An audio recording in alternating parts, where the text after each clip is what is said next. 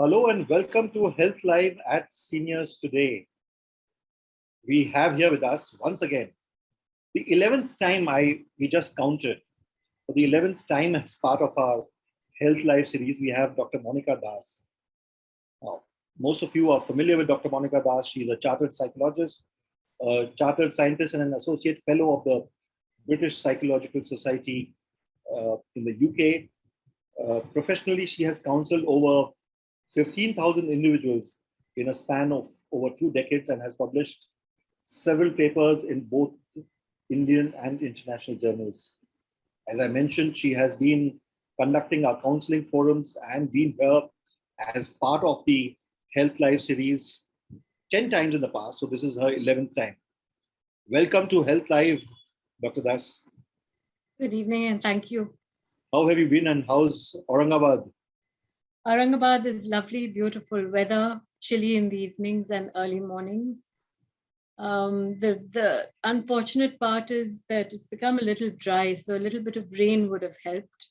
Not the kind that we're receiving in Chennai, but otherwise a little bit of rain. And in the school that you're associated with, everything is hunky-dory? Are students there? We've got about 400 kids coming in every day, which is not a bad number out of 1,500. Our total strength is 1,500. Okay. And how do you ward off the threat? They're very careful because they're checked every day. They've all been, I think they've all been vaccinated. The teachers try their level best in terms of social distancing. And if we find them a little too close together in groups, we try and separate them. But finally, I think each individual has to take responsibility, including the children. So that's extremely important. You know, you can't have everybody blaming each other for it. So these kids are what, class 8 to 10 or 8 to 12. 8 to 12. So they are allowed to come to school. Yeah, in fact, actually 10 and 12, it's compulsory because, you know, they've got the CBSE split their exams into two groups. So they've just finished their prelims and they're going to start their exams this week. The first part. So that's what's happened. Great. So I'll tell you, first of all, thanks for being here and on such short notice. I was reading an interview, and I haven't been able to read the book, but an autobiography of the well-known industrialist Vijaypat Singhania. And the topic that he spoke about was it was about his autobiography, but the whole issue that he mentioned was that if you do will your children, if you do give part with your monies or part with your property to your children, then will it, put it in the will, but don't give it while you're alive. And which is why I thought we should invite you to speak about dealing with children who get hostile, ask for money, and just don't care. I know the topic as such is very negative, and perhaps people wouldn't want to discuss it very openly. But as we have seen in our sessions in the past, there have been a few people who have discussed. And for all of you over here, while your names are getting revealed over here only to this group of people, but send in your questions and we will ask the question anonymously. So we will not reveal, even if you have not asked us to do so, even if you have not tagged yourself as anonymous, we will ask the question anonymously and request Dr. Das to respond to the question. So feel free, as I mentioned, total confidentiality will be maintained, even though I would have seen your name, but we will not reveal. And let me tell you something, Zoom technology is such that your identity will not be known to us also if you have asked a question anonymously. So don't worry about that. You can ask a question anonymously. All of you also know that we have the Seniors Today Healthy Mind Forum, which exists and it's been there for a few months now. And there are quite a few people who are part of it. There are 44 participants, 40 41 if you exclude, Dr. Das and two of us from seniors today. So there are 41 people over there, and off and on, we have Dr. Das sharing her views, sharing some thoughts, etc. So that's always available. Sometime through the program, we'll also put the link over there. So in case you would like to join it, or you would like somebody else to join it, please feel free. If you send us a mail, if you send us a message, we will attend to it. That's our commitment.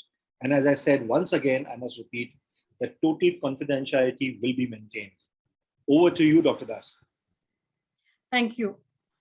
I think it's very important, and I do agree with Mr. Singhania in terms of all of us who, as we grow older, not just handing over our money and our wealth to our children, not because we don't love them, not because we don't trust them, but I think there are two things you need to keep in mind. One is, when you are in control of your own finances, it gives you the confidence and the power to execute things the way you want to. So this point is very important for all of us to remember. The second thing is, when you are in control, nobody else can control you then. So the moment you hand over things willingly, you feel, oh, my child loves me, so maybe they will look after me better, or maybe they do need the money, so let me give it to them. That's the first mistake you're making, and it's a big mistake. Obviously, circumstances are different for each one, for each individual. So there could be times when certain elders need to hand over their money. For example, if they're not keeping very well, for example, if you have mental disability disorders and your family needs to look after you. So these are extreme circumstances, but 90% of us fall into a category where we are able to handle our lives pretty much right up to the end, barring a couple of years before, we leave this world. So I think it's important to try and figure out ways to keep control of your money, to be able to live a wholesome life, to be independent, it's very important, and also to be able to meet your children as and when you want to meet them.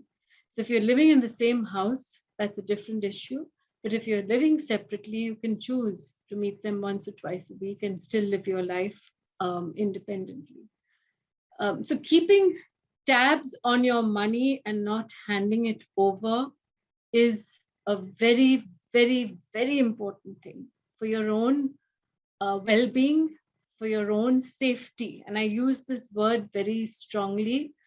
Your safety is important. And as much as your kids may be wonderful to you, money can do very evil things to people. And if you're not grounded enough, particularly youngsters, it can be mishandled, and you may not be able to backtrack on that. So it's very important to be in control. Great. I thank you for those opening comments. And you mentioned you have a small presentation. So would you like to make that right now or later? I can do that. There's a question over here. So I guess we'll take the questions later. Okay. And those of you who have questions, please put them in the Q&A tab. It's better that way because it will be confidential and others will not be able to see it. So please, please go ahead. In the meantime, I'm putting the link to join the Healthy Mind Forum on the chat.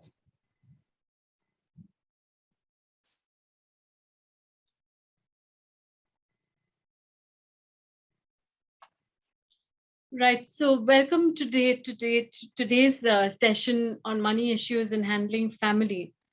It's a very short presentation, just 2 slides basically. The first one is, should you give your grown-up kid money or simply decline? Now, I've opened up with a few sentences, and there are 6 pointers over here which I'd like you to keep in mind and question yourself.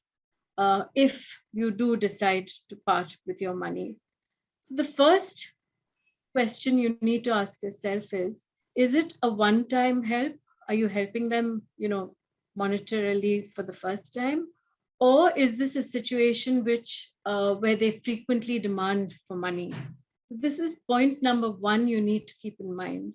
If it's a one-time help, for example, and you feel, yes, that maybe they do need the money and you have the extra cash to give them, by all means consider giving it to them, but you need to have a time frame as to when you get it back. So this is extremely important, not just handing over the money and saying, yeah, okay, fine, in the next year you can give it to me in dribs and drabs, nothing like that. There needs to be a clear time frame as to when that's going to be returned. If you feel that you can part with the money without, that you don't need it back, that's fine. Then you can part with the money, and that's a one-time, you're helping them for the first time, and that's it. But you have to make sure that these frequent demands don't come up. So that's the first question to keep in mind. The second one is, and very important, is it likely to impact on your retirement? And that's why I said, if you're giving the money away, if it's money which you can just give away without blinking twice and thinking twice, that's fine. But if it's something, a certain amount that you need back later, you need to be careful as to what you're doing and how you're doing it. So if it's going to impact your retirement, you really need to think twice about it. Now, there's nothing about being selfish, As you grow older, you have to realize that there comes a point when you have to start thinking about yourself. You have done enough for X number of years in terms of bringing them up, in terms of giving them the best education, in terms of, getting them married, settling them down, etc., etc. So you have done your part. Now your role is to live your life, be comfortable, spend time with the grandchildren and your children, if it's one big happy family. So quality is what is important for you in terms of, as you grow older. This is extremely important. The third question is, the money that's being borrowed, is it for a life-threatening situation, or are they using it to buy an asset? Now, most of us have medical insurances, but there could be an off chance where maybe one person's child doesn't have a medical insurance. So if you think it's a life-threatening situation, it is your responsibility to help them out if you can. But on the other hand, if they're using that money to buy an asset such as a house or a car, you can think twice about it because you don't need to get involved.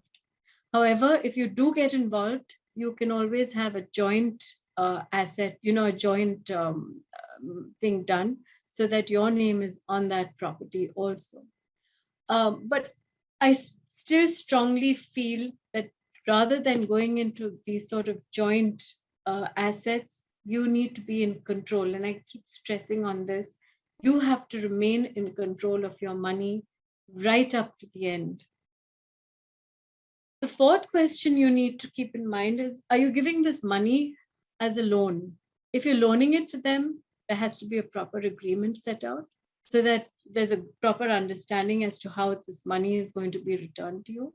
Now, in the West, it's all cut and dried. In India, it's a different scene. We live in large families. It's a joint family set up in many homes. So you feel bad, you feel awkward. There's all these other emotional issues that come into the picture. But money is money. And if you're in a situation where you don't have any, like Mr. Singhania says he doesn't, then it becomes a very dicey scene. And why should you be living hand to mouth? I mean, what is the idea of having spent 60 or 70 years of your life working and then coming to this stage? So again, you need to be careful. Do you need to have a written agreement? I think you need to have a written agreement in circumstances where you feel you don't have control. So this is something you need to figure out with your lawyer. And it's very important, if one's child is asking you for money, are the other siblings aware about it? Sometimes you have one child who's constantly asking for this. And the others may be living abroad, they're independent, they're doing well. They may be unaware about these circumstances in your life. So you need to make sure that everybody is on board. And if everybody is on board, are all siblings on the same page in the sense that they are with you? If you get a feeling that there's something very fishy, or that there's something, not that something that's not quite right, if all siblings are there and they're trying to do you out, then you need to be very, very careful. So these are 6 questions you have to keep in mind when you're dealing with money, particularly with family members. So how do you get your grown-up children to stop asking for money? And this is basically a repetition. Evaluate the legitimacy of their request. Demand accountability. Help with budgeting if they're unable to manage it, even at that age, 40 or 50. They've been educated and trained enough, but if you feel you need to spend on that, do so. Set limits. So don't go overboard with how much money you're giving them. And it's very important to be honest about your finances and your limitations, because at the end of the day, you have to have enough to survive. You have to have enough to not just survive, you have to have enough to be comfortable. I don't see why one should be surviving at this point of time. So it's very important to be comfortable. Certain points for you to take into account. Financial exploitation occurs when a person misuses or takes the assets of a vulnerable adult for his or her own personal benefit. So this is very important, and it happens in certain families. This frequently occurs without the explicit knowledge or consent of a senior or disabled adult. So for example, you could be having somebody who's signing your checks, forged checks, things like that. So you need to be very careful on this account. The researchers have recently identified several important risk factors for elder financial exploitation. And this includes poor physical health, which I mentioned earlier. If you've got any cognitive impairment, and if you need assistance with daily activities such as shopping, preparing meals, and managing money. So these are areas where financial mismanagement takes place. Unless you're lucky and you have somebody who's totally trustworthy, somebody who loves you enough to give up their time and their life for you. That's different. Now, again, you need to be very wary and very aware, in fact, about large bank withdrawals or transfers between accounts that happen unbeknown to you. You need to be very aware about any belongings that are missing in your home. You need to be very aware about mood changes such as depression or anxiety that takes place in any child of yours. And you need to be very aware about any new changes that are being made on a will. Now, changes cannot be made on a will without you, if you've made a will. But sometimes it is known that there are lawyers who are in cahoots with some of the children, and there has been mismanagement that has taken place. So again, you need somebody who's a very trusted lawyer who will execute things properly for you. But it's very important for you to make a will. Make sure that you have, and this is also important, what I'm telling you, very important to divide your property, your assets, everything in a way which is fair and balanced for all children, regardless of sex, because once you go, if there's a will that is imbalanced, there's a lot of arguments, a lot of problems, and a lot of unhappiness that takes place. And it's better for you to clear up the thing so that everything is clear once you leave. Now, financial neglect occurs if a family member, I'm on point number 4, A family member, a friend, or power of attorney controls the money but disregards the older adult's financial obligations or does not fulfill instructions under the power of attorney. So this is when you've given power of attorney over to, say, your lawyer or one elder child, for example. You need to be very clued in on what's happening. And if you do suspect financial abuse of anybody, you need to report it as soon as possible to the police or to some close friends, a doctor, other children of that particular family, a trusted lawyer, of the family. So this is very important. And financial abuse is a form of domestic abuse. It's a crime and it needs to be reported to the police. So please do not tolerate anything like this that is happening if it's happening to you in your homes. Financial abuse can take many forms, so it will look different within different relationships. And that's basically what I have to say. I'm very happy to take questions from you now. Thank you. Thank you. Thank you very much for the presentation. Pleasure.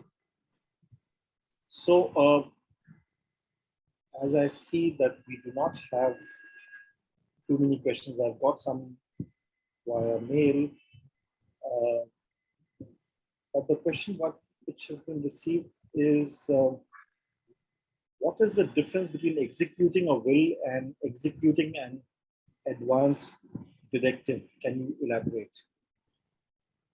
I'm not familiar, but I do know that when you execute a will, you're executing a will legally in terms of who gets what. So it's planned out properly. Many people, you start with your own family members. Many people leave things to staff and other people who've looked after them well. So that is an execution of will, but that is once the execution of will takes place once you have passed away. So the lawyer then takes over and executes your will for you, whoever your trusted lawyer is.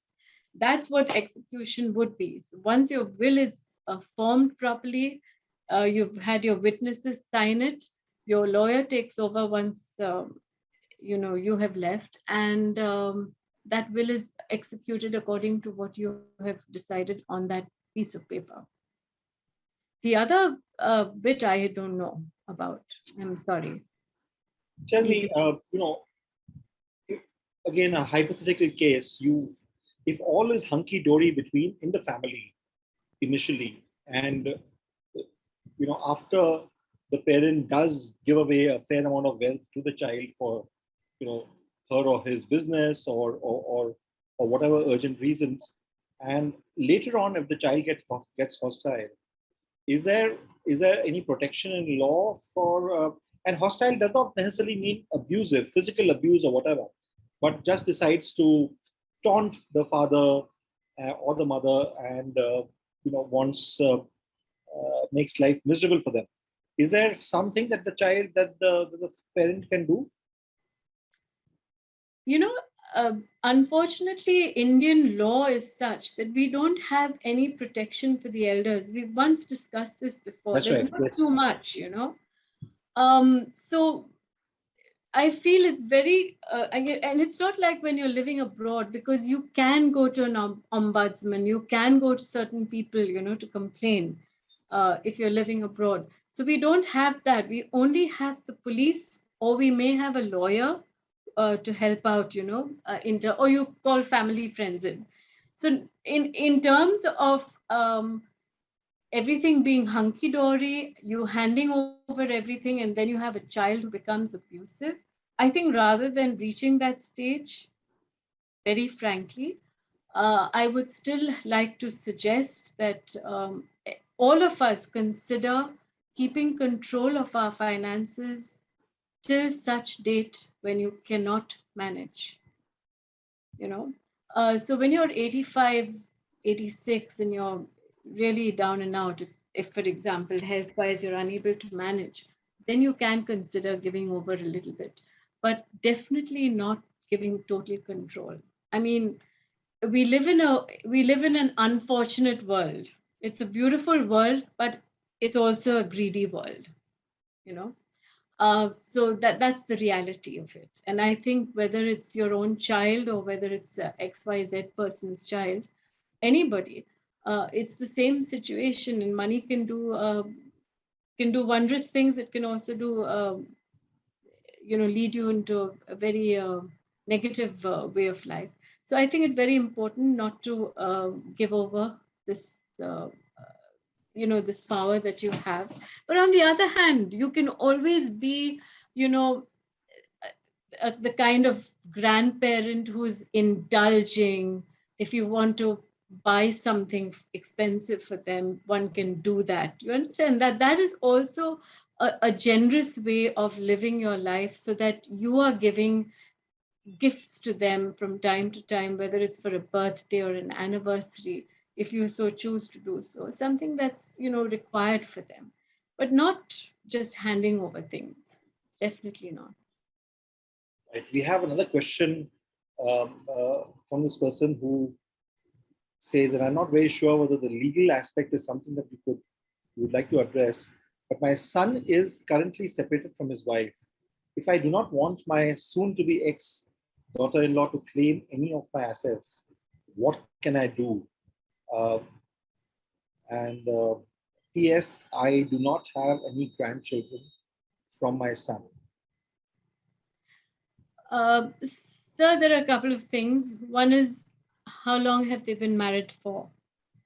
Now, if they've been married long enough, and if it's been a happy marriage, then with all due respect to her also, it's always better for you to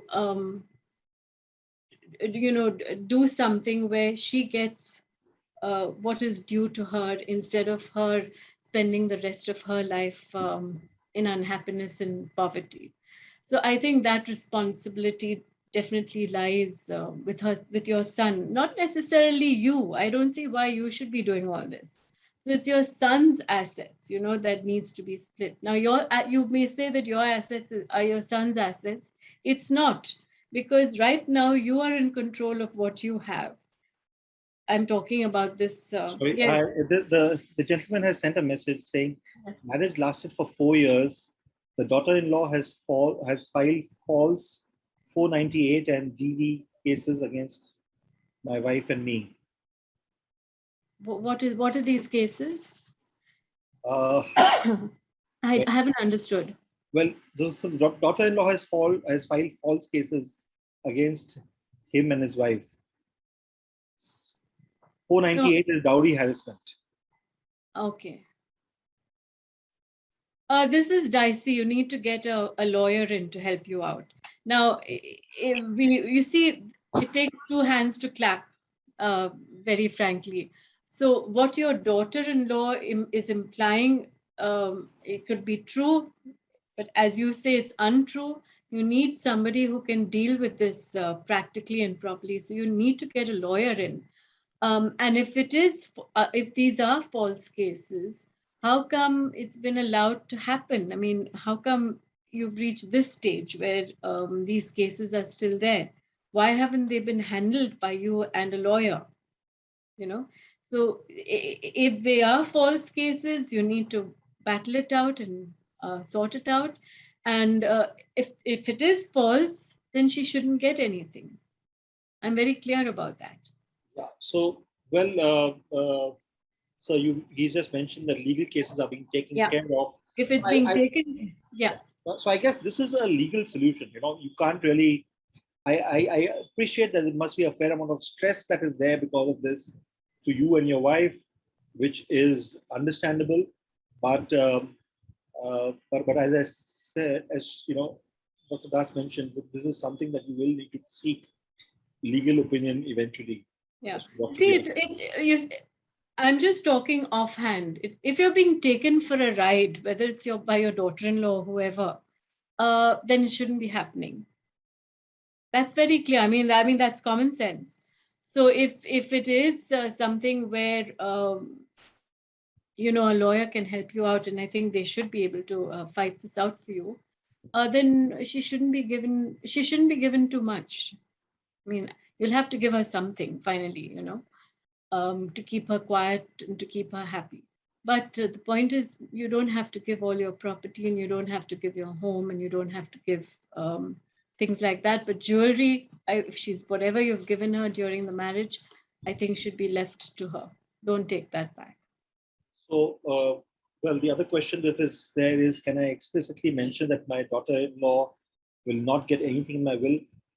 So I think that you should, this is a question that is best answered by a lawyer, and lawyers are equipped to handle that.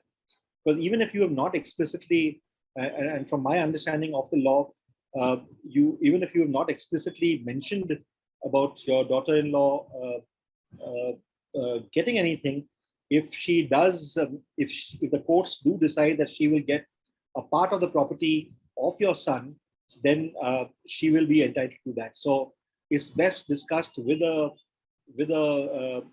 lawyer.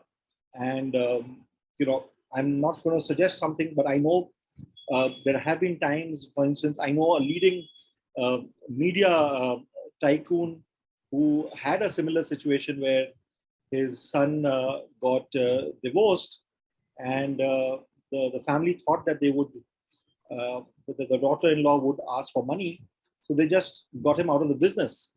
So at least officially, he's out of the business. He doesn't have anything to do with the business. So there are various ways of looking at loopholes, etc. I think you should. A lawyer would be best to look at how you can also play around a bit with the legal loopholes. But I want to add to this, if I may, that whatever you all are doing, do it correctly. That's important. So make sure it doesn't matter how bad somebody can be to you. You don't have to be like them. So make sure she gets something for your own peace of mind. That's very important, sir. We have a question which I'm a little intrigued about, and since it's an anonymous attendee, I don't know who it is, but since it has been asked, I must ask this with you. Why do some parents want the children to give them money, even if they are well off? Is it fair? I don't know what this question is doing here, but since it has been asked, I'm going to. So the question is that, is it fair to ask for money from children, when you are fairly well off? You have to understand where their money has been invested, and if they're getting enough money regularly every month. So you need to make sure that your parents. I'm assuming this is a youngster asking a question for their parent. Basically, it's all got to do with. It all boils down to this business of having and not having. It's a very psychological issue over here. Many of us go through our lives, we have enough money, but we don't spend it. So you lead a very stingy kind of life, and then there are others who who have enough and then keep blowing it up and having, buying expensive stuff all the time because it meets certain emotional needs. Then you have these people who are in between, very astute. They handle their money properly. They handle their finances properly. So they buy what they need. They get their house, etc., and they lead very sensible lives. Psychologically, you have a variety of people, and you will notice them in your life. Now, the ones who generally have, it all depends on what's happened in your childhood, very frankly. So the ones who have but feel as though they need to have because they feel deprived. It's got a lot to do with what's happened in your childhood, unfortunately. So this business of deprivation arises, and it's something you can't handle. You just have to deal with the issue as it comes up. So if you are being asked for money, give it, provided you have enough to give, and provided it's a reasonable amount. And if you're earning well and you're doing well and you're, you're young enough, let's put it that way, You've still got X number of years ahead of you. Why not look at it as, yeah, mom and dad need it, so it's my time to give them? Because remember, they've given back to you. So it's not a question about how much they have and whether they've got enough. It's about you being generous if they ask you for something. Your idea of generosity, it all depends on you as the individual. If you don't have enough, you can always tell them, mom, dad, I can't manage it right now, but as soon as I can, I will give it to you. So there are various ways of handling it, but being generous with your parents is extremely important, keeping in mind that they have given their lives for you, their earlier lives. And it's not a question about how much they have. If they're asking you, they're asking you. That's your responsibility. Very well said. We have a compliment from someone who says your second slide was brilliant, and the discussion answered so many questions of this person. Thank you. We have one more question that has come in, and after that we have no more questions. As I mentioned, that a few people did tell me that this is a very sensitive issue and we will not be able to ask any questions. I said to that it's fine.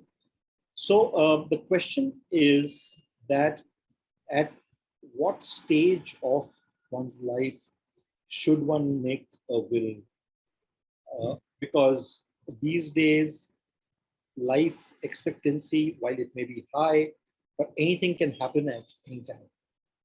I think once you cross, sorry to interrupt you, once you cross 60 or 62, 63, we all, by the way, I turned 60 in August this year.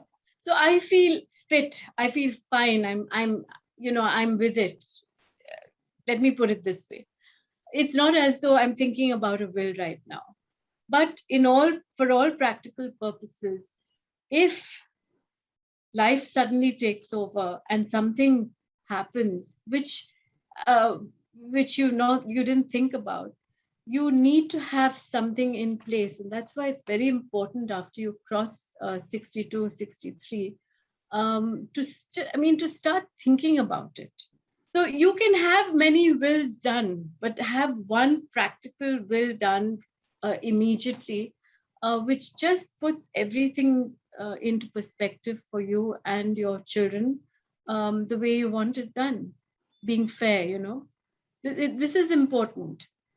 You could be crossing a street and something happens. You could be flying somewhere and something happens. So you need to be very practical about it. Yeah, so this person has said the reason I'm asking this question is because I have seen there are a lot of people who have passed away this year because in the second wave of COVID, people who are just 45 or 50, and obviously they have not prepared their will because one does it only at the age of 65, 70. Yeah, but COVID taught us a lot. And there have been many learning lessons. So just keeping that in mind, it's very important to realize that life is short and anything can happen anytime. So I think for all practical purposes, there's no harm in having a general plan with whatever your ideas are. And you're still in control of your finances, but you must have something put down on paper.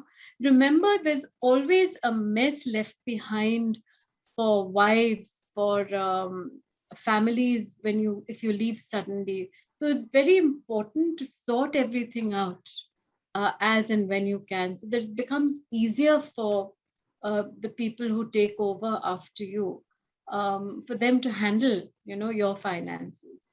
This is your responsibility, by the way. Right.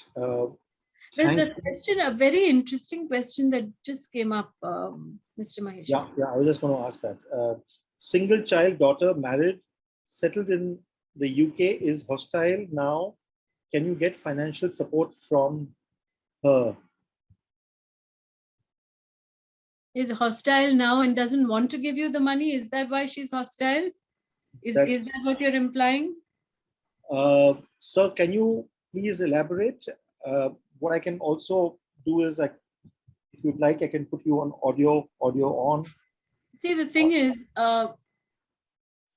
I mean, now this is up to your daughter and you, and whether she'll be able to send the money to you. So there's got to be a proper understanding. If she's turned hostile, you need to figure out why she's turned hostile. And the second thing is, do you need the money from her? Are you not able to live? Are you not able to be financially independent? So that's something else you need to figure out. If you can be financially independent, it's better for you not to take any money from her. I strongly feel that. Why get into that kind of situation? Right. But is the expectation, let me ask a question on his behalf, is the expectation to get financial support, even if you may not have helped or given any money to the child, is the expectation to get support from a child who may be away or whatever and who may not want to contribute, is the expectation for financial support right or wrong? And I think it's a legitimate one. And if a parent needs that money, it's the responsibility of the child to make sure that they're comfortable. And if you're doing well, I mean, I'm talking about the youngsters. If you're doing well and you've got enough in your bank account, there's no harm in supporting your parent. Why should they be living a life of misery? Not in terms of being miserable, but why should they be struggling? Right. Why would you want a parent to be struggling? I mean, it doesn't make sense at all. Right. So the gentleman has said that money spent for her higher education loan is hostile now. Son-in-law is also hostile. Money may be required by him in future.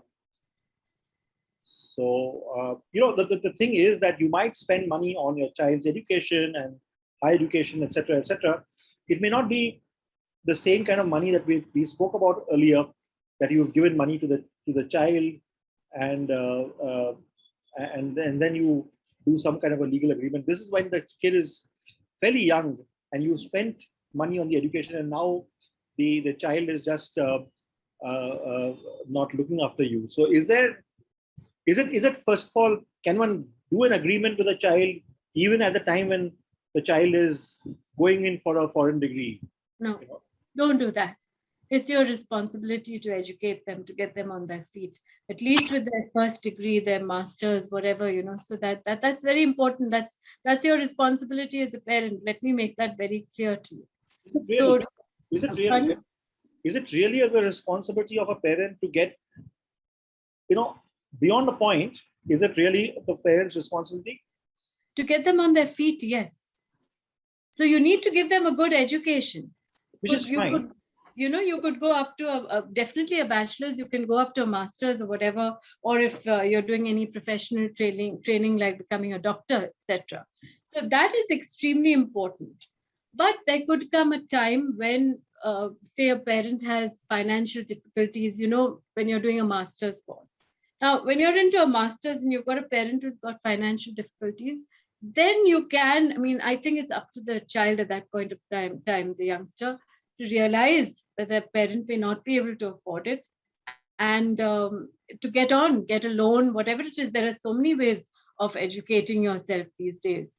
So you don't need to put your parents into dire straits also. But giving them a basic education is definitely your responsibility as a parent. Right.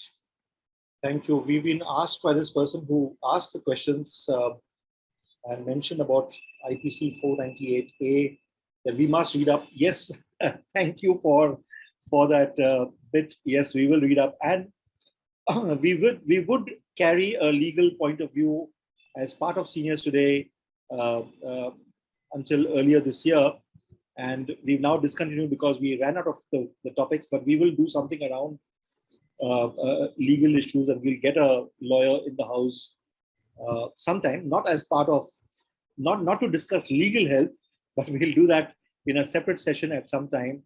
For sure we'll do that. Thank you, Dr. Das, for your time. Sure. I have a couple of announcements to make. One is that we've just completed the Seniors Have Talent season 5 last week, and we are inviting registrations for Seniors season 6 as we speak, and which is going to start on December 5th. But Seniors Have Talent has been around. We have done 5 seasons, and this is the 6th season. What we have, and I think I did announce it last weekend, is that we are now going to be conducting Seniors Have Talent in English. Seniors Have Talent English. This is the creative. It starts from December 9th.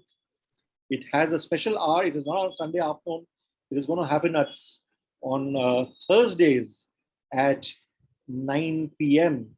So Thursdays, 9 p.m. is when we're going to have Seniors Have Talent in English. As we speak, the link for those who wish to register will be there. So if there is somebody who thinks he has the golden voice of Jim Reeves or Doris Day or whatever, or if Beatles would get you dancing when you were a teenager or in college, this is perhaps the way this is perhaps the forum for you. Those who have been around in Seniors Have Talent know that it's a very good, robust mechanism that we have. So we put the links for Seniors Have Talent English and for season 6 over here. And I'm going to take 1 minute more of your time, 1.5 minutes more. And this issue of Seniors Today magazine was out on the 15th. It's a special issue given the fact that it is 50 years of the 1971 war, the Bangladesh Liberation War, and we have a special first-person account by the ADC of Field Marshal Sam Manekshaw. I am going to request the producers to play the video which gives our content. So subscribe now and press the bell icon. Never miss an update. This is the cover story. Sam looks so dapper in red. And so then we have a story on the joy of Budai, a health article on water, 21 foods to a healthier heart with a 2022. Work light in South Mumbai, West of Bond, something around war and movies. So our usual content that we have on Seniors Day, as always, it is available for free. That it's not a paid copy that you have, and you can access all the copies of Seniors Today. This was issue number 29, so you can access our entire archives if you go to the website.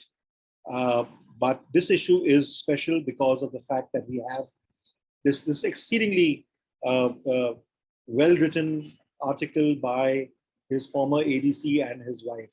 And there are some interesting facets of Field Marshal, very endearing personality. He was, of course, he won the war for us.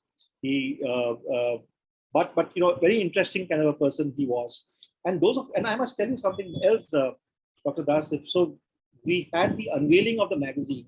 The video that you saw was unveiled in our Seniors Have Talent event last Sunday. And as it happened, one of the contestants was part of the 65 and 71 war. And, we asked him to unveil it, and we asked him to share some memories of his with he was then General Sam Manekshaw, and he, brought up some interesting memories, and he spoke about how he sang the song. And I'm going to, request Suhas to put in the link to the video that has the entire show, so you can actually watch it. It's very interesting. I had goosebumps when I watched it, because he spoke about it, and he sang the song that Sam Manekshaw sang in the mess, And I'm very bad at singing. Otherwise, I'll tell you, it was Gori Gori Khuba Ke Chori, or whatever the lyrics are. But it was very interesting. So those of you who would like to listen to that bit, this was Major Bhatnagar. The YouTube link is there here. You can watch it.